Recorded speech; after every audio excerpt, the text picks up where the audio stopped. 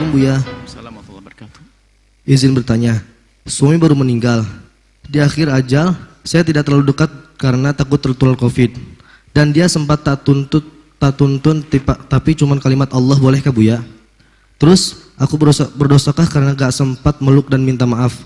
Minta doanya Buya agar aku bisa tegar dan ikhlas. Syukurkan Buya atas jawabannya. Semoga Allah memberikan ketegaran, ketabahan, dan keikhlasan. Suami, agar semakin ikhlas kami beritahu kepada Anda yang bertanya, suami Anda mulia. Mati syahid karena kena taun, karena corona itu syahid. Selagi dia adalah ahli iman, matinya mati syahid. Dia tidak akan sedih di saat Anda tidak bisa memeluknya. Karena Anda mematuhi sunnatullah, agar Anda menjaga diri. Akan jadi pahala buat dia. Buat beliau akan jadi pahala. Kenapa? Anda mematuhi protokol kesehatan. Karena protokol kesehatan di sini adalah sunnatullah. Nggak boleh kita melanggar sunnatullah. Nggak boleh sombong kepada sunnatullah adalah maksiat. Memang kita tidak boleh takut berlebihan kepada penyakit-penyakit itu. Banyak penyakit. Orang mati tidak harus kena penyakit corona. Gempa bumi juga mati. Tsunami ribuan juga yang mati. Tapi kalau sudah dikatakan oleh ahlinya, bahwasanya ini ada penyakit yang menular, mereka juga menjelaskan bahaya amat juga tidak. Cuman kalau barengan dengan penyakit yang lain, maka akan menjadi bahaya. Maka kita harus waspada, biarpun Anda orang sehat. Permasalahannya Pak, Anda tidak selamanya dengan orang sehat. Hati-hati, jangan sombong dengan yang demikian ini. Maksudnya begini, Anda sehat, Anda membawa virus tidak pengaruh kepada Anda, tapi virusnya akan Anda tularkan pada orang lain. Anda zalim diam-diam. Anda zalim diam-diam. Anda sebagai seorang istri bagus. Anda seorang istri menjaga, mungkin Anda punya anak.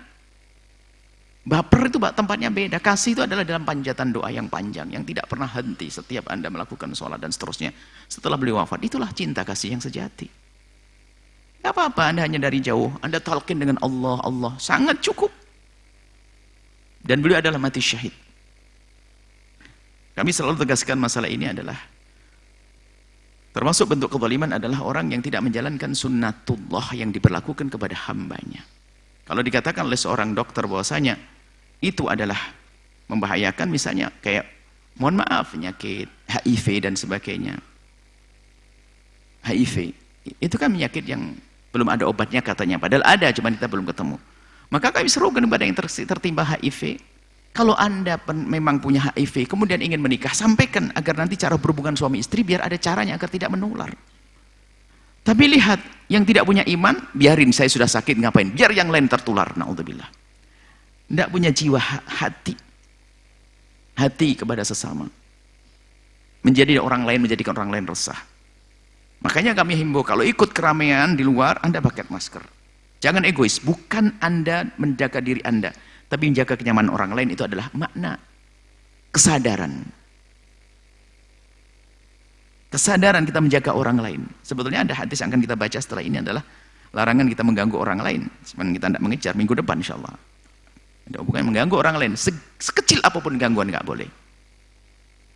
Kalau orang tidak nyaman selama ini ada informasi tentang corona dan sebagainya, terlepas ada corona benar nggak benar, bagaimana benar nggak benar, mungkin yang menjadi masalah adalah media membesarkan berita itu sehingga berlebihan. Nah, itu urusan dia, tapi kenyataannya ada.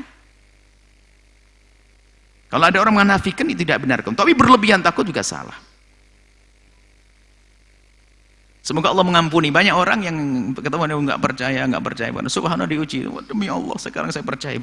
Bukan itu permasalahan. Ganggu orang lain nggak bisa. Yang nggak boleh jangan nunggu sakit dulu baru percaya. Tapi kalau setelah percaya urusan corona ini bukan berarti kita besarkan sampai bikin orang takut, nggak biasa. Anda wanita yang benar, bahkan saya himbau kepada para tokoh, para ulama agar Anda menghindari salaman, juga menjalankan sunnatullah. Kenapa? Ini mumpung pesan-pesan begini penting, kenapa?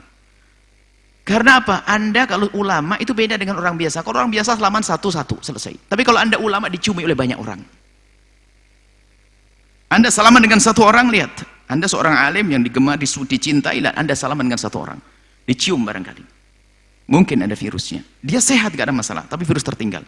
Salaman 1000 orang di belakangnya. Tawakal itu di hati, nggak usah pamer, bukan. Tawakal di hati Anda. Hati saya tawakal kepada Allah, semoga Allah menjaga, selesai. Tapi kalau dengan kesombongan mengganggu orang lain adalah nggak boleh, haram, dosa. Nggak boleh. Kan begitu. Bagaimana adab kita batuk? Belum ada corona, Nabi mengajarkan bagaimana kita cara berbersin, cara batuk dan sebagainya. Diajarkan semuanya agar tidak ganggu orang lain kok. Nah, gitu. Makanya nggak ada gunanya kesombongan, nggak perlu di sini, sombong nggak perlu. Jangan nunggu diuji oleh Allah dengan sakit baru mengatakan Allah taubat, nggak, bukan. Cuman jangan bikin orang takut kayak apa, enggak, biasa. Ya ibu yang solehah, Anda benar. Karena apa? Kadang ini loh dihubungkan, alah suamimu meninggal, kamu tidak sempat, nggak apa, kenapa kamu percaya corona? Mungkin begitukan dia tanya begitu. Nah. Akhirnya dia sedih, Bu ya saya tidak memeluk istri suami saya. Enggak, Anda mulia, Anda menjalankan sunnatullah. Apa yang Anda lakukan akan jadi pahala buat Anda. Ini loh kenapa saya ngomong panjang begini. Biasanya ada orang yang rewel. Ada seorang ustadz nggak mau salaman sama orang, wah ustadz ini kok ustadz penakut, nggak punya tawakal. Ustadz direndahkan begitu. Jadi gara-gara begini ini menjadi orang saling merendahkan. Takut berlebihan nggak boleh. Allah yang ngasih sakit kok. Tidak semua orang menghirup nafasnya orang kena corona ketular, enggak. Yang nularkan Allah kok. Buktinya satu base ada orang kena corona 4 ketular, yang lain enggak ketular semuanya kok. Kalau dalam teori medis ya tergantung kekuatan tubuh dan sebagainya. Tapi kalau ke dalam iman memang begitulah, yang memindahkan Allah, bukan penyakit yang pindah sendiri. Enggak, kalau Allah tidak izinkan enggak akan pindah. Jadi orang seperti Anda enggak usah berkecil hati, biarpun ada orang ngomong aduh istrinya keterlaluan, hanya gara-gara takut corona, suaminya dilihatin dada-dada dari jauh, Anda akan sedih kan? Saya obati hari ini. Dan banyak orang semacam ini, dan kita mendengar. Bahkan kadang rumah sakit dimarahi, oh di-covidkan nanti, di-covidkan. Saya tidak urusan dengan covid, pengcovidan. Lebih baik waspada. Kalau ternyata salah dalam mengcovidkannya, urusan dia. Tapi waspada kan tidak salah, menjaga orang. Kita perlu tarbiyah di dalam menghargai orang lain. Jangan tarbiyah egois.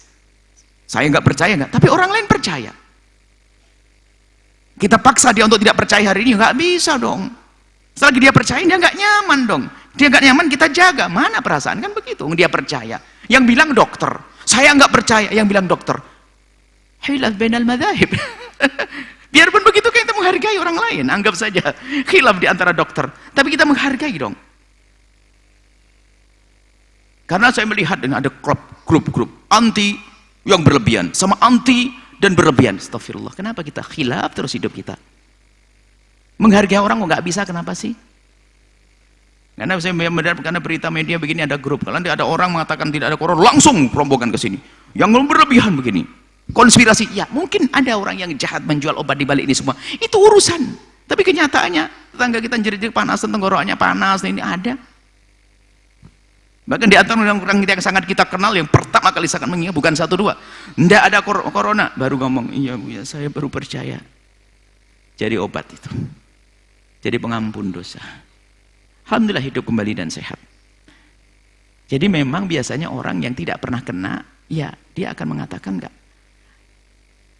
Tapi jangan sampai menjadikan lingkungan ini rusak gara-gara yang demikian ini. Ini penting kenapa? Ada yang meninggal dunia. Sebab kita menemukan sebuah keluarga gara-gara yaitu tadi. Tidak bisa mendekat, keterlaluan banget tuh anaknya, bapaknya di hadapannya sudah nazak, dia hanya mengentalkan dari jauh, nggak mau menyentuh tangannya, nggak ini, padahal ayahnya sudah begini-gini dan sebagainya, padahal dokter melarang, dokter dia dimarahi. Padahal dia dengan Allah mati syahid, mulia, dia pun tidak peluk anaknya, sudah malaikat meliputinya.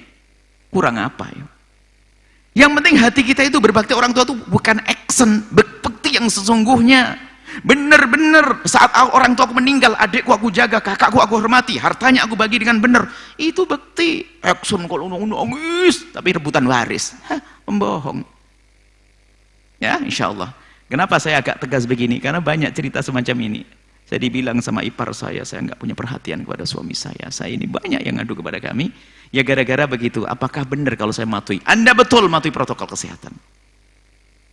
Kalau seandainya jadi orang tawakal Anda peluk juga urusan Anda, nggak salah. Tapi di saat Anda melakukan begini, banyak contohnya, kita benarkan yang demikian itu. Kenapa? Anda menjaga diri Anda, karena Anda punya anak di belakang Anda. Orang yang bersama Anda.